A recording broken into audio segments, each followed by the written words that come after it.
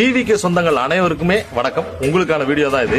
மேல தெரியாரு பாத்தீங்களா, செங்கோ இட்டையன் அவருடைய வாழ்க்கை வரலாறு தான் உங்களுக்கு வந்து பாத்தீங்கன்னா அழகா புட்டு புட்டு வைக்க போறேன். ஏன்னா அவங்களுடைய தாவேக தலைவர் விஜய் இருக்காருல்ல, இவங்கள மாதிரியான ஆட்கள் தான் அழகா தேர்ந்தெடுத்து கொடுப்பாரு. இவங்க தான் வந்துட்டு பாத்தீங்கன்னா சமூக நீதியை வந்து காப்பாத்த போறாங்க. மேல தெரியாரு பாத்தீங்களா செங்கோட்டையன் 1992 ஜூன் மாசம் 20ஆம் தேதி தர்மபுரிக்கு பக்கத்துல இருக்கக்கூடிய அரூர் அப்படிங்கிற ஊருக்கு பக்கத்துல வாச்சாத்தி அப்படிங்கிற ஒரு கிராமத்துல காவல்துறையும் வனத்துறையும் சந்தனக்கட்டை வீரப்பனுடைய தேடுதல் வேட்டைங்கிற பேர்ல உள்ள பூந்து 18 பெண்களை தேர்ந்தெடுத்து அதில் 13 வயதான குழந்தை மற்றும் 8 மாதமே ஆன கர்ப்பிணி பெண்கள் உட்பட வயசுக்கு வந்து 3 மாசம் ஆகுது. என் பிள்ளைலாம் 3 மாசம் என்ன அடி ஒருத்தர் படுத்திருந்தான். 18 பிள்ளைங்களை எனக்கு முன்னால அப்படி கதற படிச்சாங்க. இவங்க எல்லாத்தையும் பாலியல் வன்கொடுமை பண்ணிருக்காங்க.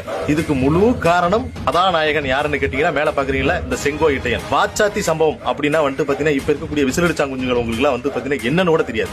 இந்தியாவிலேயே இப்ப வரைக்கும் வந்துட்டு பாத்தீங்கன்னா இந்த மாதிரியான ஒரு பாலியல் வன்கொடுமை நடந்ததே இல்ல அப்படின்னு சொல்லி இப்ப வரைக்கும் வரலாறு இருக்கு. கிட்டத்தட்ட 31 வருஷம் ஆகுது இந்த நிகழ்வு நடந்து. இன்னும் இதுல இருந்து வெளியவே வர முடியலன்னு சொல்லி அதுல பாதிக்கப்பட்ட பெண்கள் வந்து வாச்சாத்துல இன்னும் கதறிட்டு இருக்காங்க.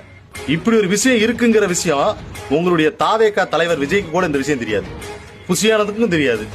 ஆதவ அர்ஜுன் இருக்காருல்ல, அவருக்கு முக்கியமா இந்த விஷயம்னா என்ன அப்படின்னு கேட்பாப்ல. உங்களுக்கு ஏதாவது டவுட்டா இருக்கு அப்படின்னா வாச்சாத்தி சம்பவம் அப்படின்னு சொல்லி சர்ச் பண்ணி பாருங்க யூடியூப்ல. மிகப்பெரிய ஒரு வீடியோவே இருக்கு. பார்த்துட்டு இதுக்கப்புறம் அவருக்கு ஓட்டு போடலாமா வேணாமாங்கிறத முடிவு பண்ணுங்க.